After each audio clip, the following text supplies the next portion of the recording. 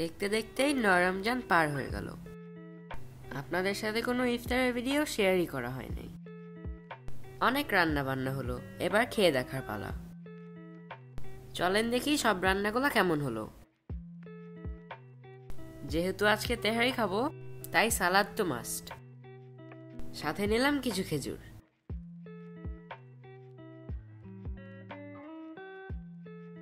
এখন beef তেহারিটা serve করে নিই।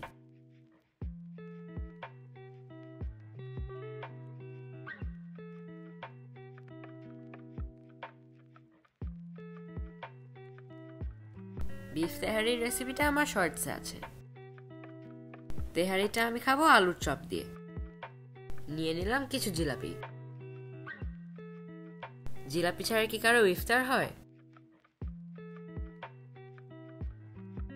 ইফতারের সময় প্রায় হয়ে এসেছে, তাই তাড়াতাড়ি সবকিছু সাজিয়ে নিই। আর আজ আমার ইফতারিতে আছে আলুর চপ, সালাদ, গরম বিফ তেহারি আর জিলাপি। সাথে দুটো ড্রিঙ্কসও আছে, যেগুলো আমি বানিয়েছি। এই ড্রিঙ্কসগুলোর রেসিপি অবশ্যই শর্টসে পাবেন। এটা হলো লেবুর শরবত, যেটা আমি হানি দিয়ে বানিয়েছি। তরমুজের জুসে কিন্তু আমি কোনো সুগার অ্যাড করি নাই। আপনারা চাইলে রেসিপিটা ফলো করতে পারেন।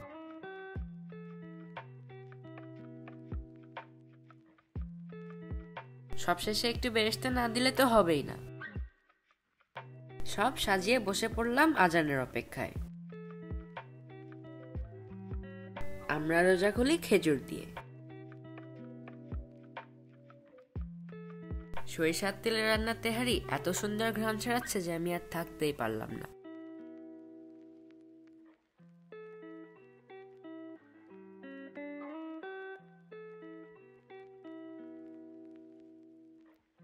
চালের দ্বিগুণ মাংস ইউজ করলে তেহারির স্বাদটা বেড়ে যায় অনেক গুণ।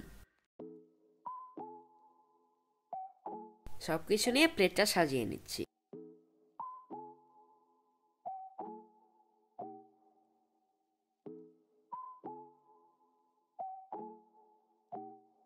জিলাপিটা কিন্তু বাইরে থেকে আনা।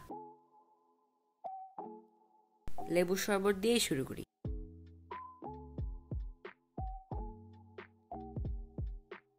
তরমুজটা এত মিষ্টি ছিল, তাই জুসটা হয়েছিল অসাধারণ। এখন তেহারিটা খেয়ে দেখি কেমন হয়েছে।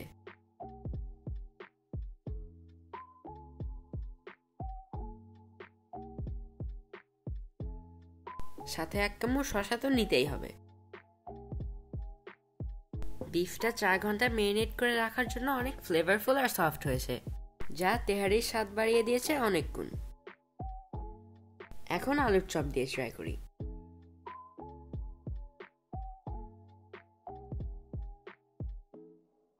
আলুর চপে বেরেস্তা আর জিরা গুঁড়ার দারুণ একটা ফ্লেভার পাচ্ছি, যেটা তেহারিকে অনেক ভালোভাবে কমপ্লিমেন্ট করছে। নিয়ে নিচ্ছি 1 কামড় পেঁয়াজ, যেটা আমি তেহারির সাথে অনেক পছন্দ করি।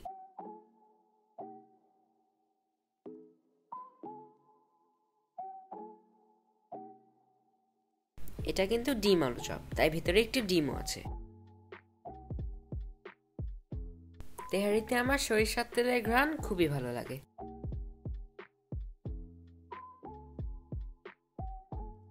এখন সবকিছু একসাথে খাই। জিলাপি দিয়ে আমার তেহারি খেতে খুবই ভালো লাগে।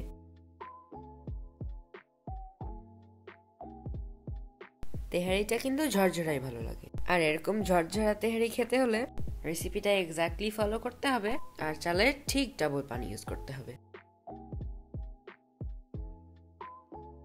আমি এখানে যা যা খাচ্ছি সবগুলো রেসিপি আমার শর্টসে দেওয়া আছে। তারপরও সব রেসিপির লিঙ্কগুলো আমি ডেসক্রিপশন বক্সে দিয়ে দিচ্ছি। প্রত্যেকটা রান্না এতই অসাধারণ হয়েছে, আপনারাও ট্রাই করতে পারেন। বিশেষ করে বিফ তেহারিটা অবশ্যই ট্রাই করবেন। আজকের জন্য এতটুকুই।